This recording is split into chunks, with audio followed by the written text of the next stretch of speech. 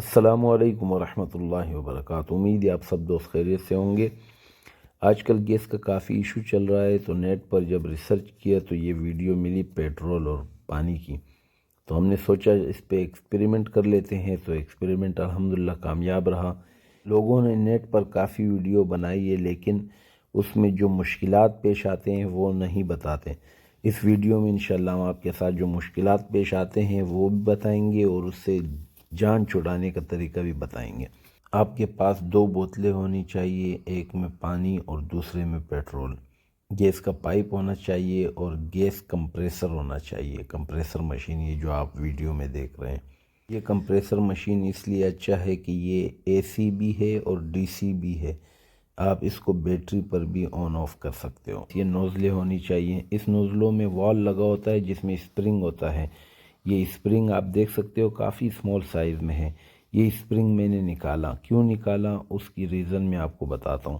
اب یہ دیکھ سکتے ہیں یہ نوزل ہے، اس نوزل سے میں نے وال نکالا ہوا ہے۔ یہ وال ہے، اس کے اندر ایک اسپرنگ لگا ہوتا ہے، جو وال کو آپ پش کرو گے تو وہ پھر جا کر ہوا ریفل ہوگی ٹیوب کے اندر۔ وال کا کام ہوتا ہے کہ ٹیوب سے ہوا باہر نہ نکلے، تو ایک عدد وال ہم استعمال کریں گے، 4 نوزل بغیر وال کے استعمال کریں گے۔ اس کا فنکشن آپ دیکھ سکتے ہیں، جب میں اس کو پش کر رہا ہوں تو یہ ہوا ان ہو رہی ہے، جب میں اس کو چھوڑوں گا یہ آٹومیٹکلی اوپر کی طرف لاک ہو جائے گا۔ نو ریٹرن وال کا کام کرے گا، نو ریٹرن مطلب آئے گا لیکن جائے گا نہیں۔ اب یہ آپ دیکھ سکتے ہیں، اس سے میں نے اسپرنگ نکال دی ہے، یہ بالکل فری ہے، اس میں کوئی پریس کا ضرورت نہیں ہے۔ اوپر سے ڈائریکٹ آواز جائے گا لیکن ریٹرن جو ہے وہ نہیں آئے گا۔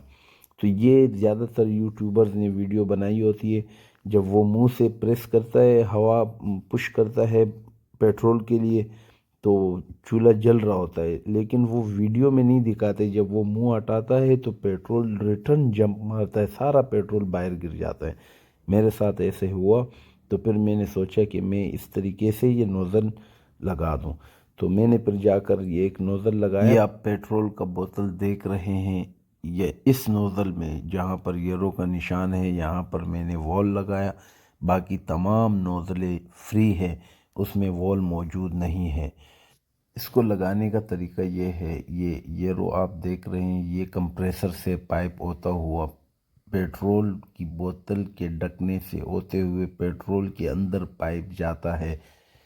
دوسرا پائپ پیٹرول بوتل کے اوپر، پیٹرول سے اوپر دوسرا پائپ لے کر آپ پانی کے بوتل کے ڈھکنے سے ہوتے ہوئے نیچے تک لے کر جاؤ گے۔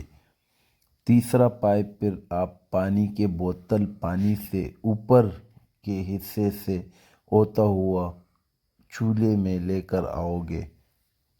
دوسرا انتہائی ضروری چیز، یہ آپ دیکھ سکتے ہیں، یہ میں نے ویلڈنگ کیا ہے، یہ بالکل فکس ہوتا ہے، اس میں کوئی اسپیس نہیں ہوتا۔